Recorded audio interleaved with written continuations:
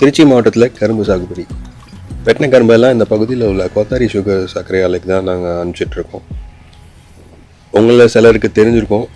இந்த கரும்பு சாகுபடியோட தனித்துவம் என்னன்னு பார்த்தீங்கன்னா, இந்த கரும்பு பயிர் தான் வளர வளர வெட்டலாம், அதுவும் வெட்ட வெட்ட வளரும். ஒரு மாதிரி பதியம் போட்டு நம்ம வயலில் நட்டதுக்கப்புறம் ஒரு 5லேருந்து ஒரு 6 ஆண்டுக்கு சுழற்சி முறையில் நம்ம வெட்டிக்கிட்டு இருக்கலாம். இப்போ இங்கே பார்த்துட்ருக்கிறது வந்து 3ஆம் கட்டை கரும்பு, அதாவது 3ஆம் முறை அறுவடை நடந்துகிட்ருக்கு. நம்ம வயல்லே சில ரகங்கள்லாம் வந்து 15 வருடமாக நம்ம சுழற்சி முறையில் வெட்டிட்டு வந்துட்ருக்கோம். அந்த கரும்பு எப்படி கட்டுவாங்கன்னு பார்த்தீங்கன்னா, அந்த தொகைகளை எடுத்து ஒரு 10லேருந்து ஒரு 15 கரும்புகளை வச்சு தூக்குற அளவுக்கு வச்சு கட்டுவாங்க. அப்போ தான் அந்த டிப்பரில் ஏற்றுறதுக்கு சௌகரியமாக இருக்கும்.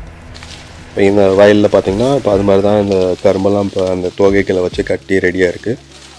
காலை நேரத்தில் வந்து இந்த வெட்டும் பணிகள் ஆரம்பிப்பாங்க. மதியம் நேரத்தில் இல்லைனா மாலை நேரத்தில் வந்து அந்த தொகைகளை வச்சு இந்த கரும்பை கட்டி அதுக்கப்புறம் அந்த டிப்பரில் ஏற்றி கோத்தாரி சுகர்ஸ்க்கு அனுப்புவோம், அந்த சர்க்கரை ஆலை. இந்த ஆலை தான் நம்ம பகுதியில் இருக்குது. இந்த ஆலைக்கு தான் பொதுவாக எல்லா கரும்பும் அந்த சர்க்கரை உற்பத்திக்காக அனுப்புகிறோம். இப்போ இந்த ஆண்டோட மகசூல் பார்த்திங்கன்னா ஒரு ஏக்கருக்கு வந்து ஒரு 50லேருந்து 60 டன் வரையும் கிடைச்சிச்சு. அதுதான் இந்த பகுதியில் ஆவரேஜாக எல்லாருக்கும் கிடைக்கிற மகசூல்.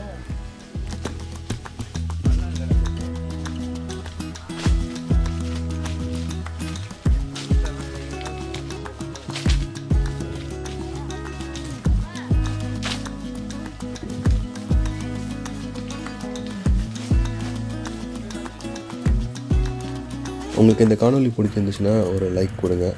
இந்த சேனலுக்கு இன்னும் நீங்கள் சப்ஸ்கிரைப் பண்ணலன்னா சப்ஸ்கிரைப் பண்ணிக்கோங்க. வேறு ஒரு காணொலியில் வேறு ஒரு தளத்தில் நம்ம சந்திப்போம்.